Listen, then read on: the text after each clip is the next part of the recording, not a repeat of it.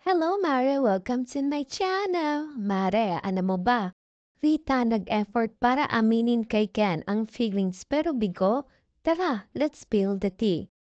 Rita Daniela talagang nag-effort para aminin ang kanyang damdamin kay Ken Chan. Pero bigo, nag-reserve lang talaga ako ng isang cottage. Tapos parang kami lang ang tao sa buong lugar. Pakiramdam namin eksena sa pelikula. Ito ang inamin ni Rita Daniela tungkol sa kanyang papahayag ng kanyang pagmamahal kay Ken Chan. Oo, totoo iyan mga kaibigan. Talagang pinag-isipan at naglaan ng budget si Rita Daniela para makausap niya si Kensha ng seryoso at maipahayag ang kanyang pag-ibig sa binata. Ngunit alam niyo ba ang nangyari? Tinanggihan si Rita ni Ken Mare dahil sa ilang personal na kadahilanan. Nagsalita sina Ken at Rita sa programa na Sarap Diba? At doon nila ibinahagi ang totoo nilang pag-ibig sa isa't isa noong trending ang kanilang love team. Itinanong sa kanila ng host na si Carmina Villaruel, hanggang saan humantong ang inyong pagiging love team in real life? Si Kenchan ang unang sumagot.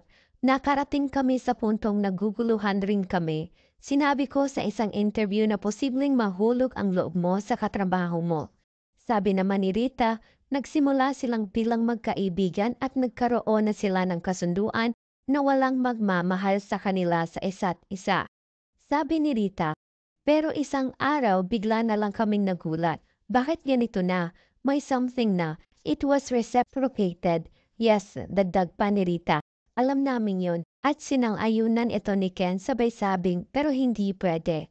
Kinumpirma ni Rita na talagang naglaan siya ng pera para masolo niya si Ken at maipahayag ang kanyang nararamdaman.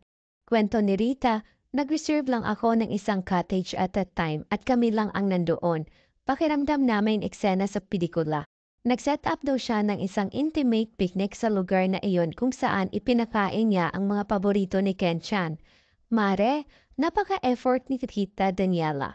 Kinuwento ni Ken kung paano niya tinanggap ang pag-amin ni Rita sa kanya. Sa pamamagitan ng sulat, 5 pages ang liit ng sulat. Binasa niya ito sa harap ko habang umiiyak siya. Ngunit tinanggihan niya ni Ken Chan si Rita.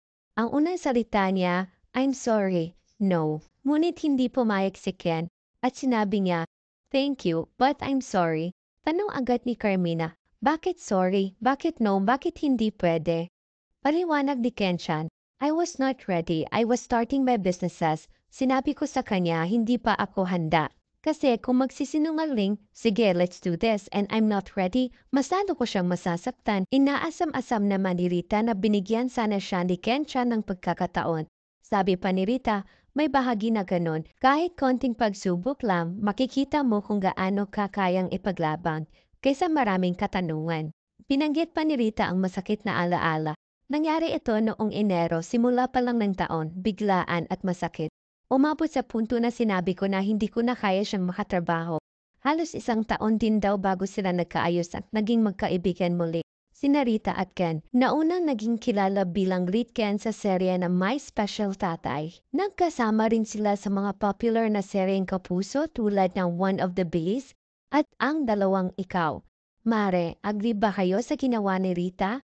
Na siya ang nag-effort para umamin sa kanyang feelings o sana nag-antay na lang siya na mauna si Kenchan? Ano sa tingin niyo, Mare? Yun lang, Mare. Thank you for watching, Mare. Subscribe for more.